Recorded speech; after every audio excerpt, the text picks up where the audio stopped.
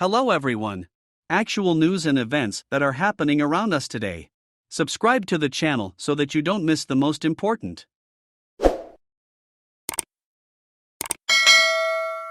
Russia's invasion of Ukraine has offered a preview of a possible world of tyranny and turmoil, U.S. Defense Secretary Lloyd Austin said on Saturday in a speech to a security forum in Canada.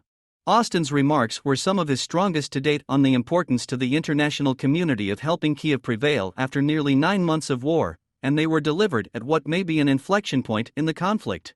After a series of battlefield defeats, Russia is aiming punishing missile strikes at Ukraine's energy infrastructure that could leave millions of civilians exposed to the winter cold.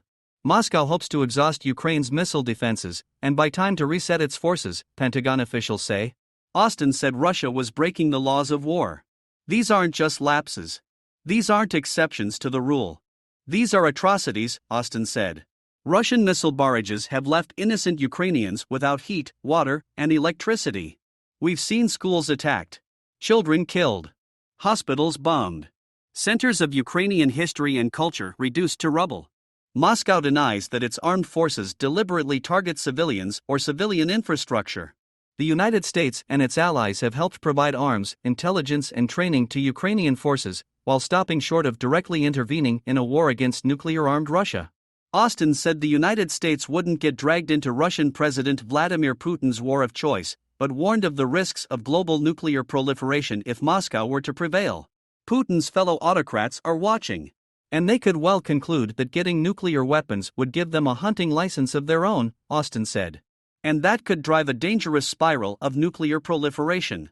Just days after U.S. President Joe Biden and Chinese President Xi Jinping held talks on Monday, Austin said that Beijing, like Moscow, sought a world where might makes right. Austin said Chinese aircraft were flying near self-ruled Taiwan in record numbers almost daily, while the number of what he called dangerous intercepts by China of U.S. or allied forces at sea or in the air were increasing.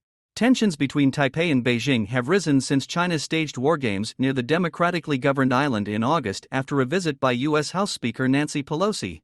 Beijing, which views Taiwan as a Chinese province, has long said it would bring the self-governed island under its control and has not ruled out the use of force to do so. The government in Taipei rejects Beijing's claims and says only Taiwan's people can decide its future.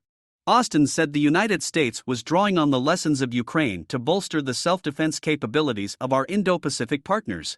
We're helping them to become more agile and resilient, Austin said.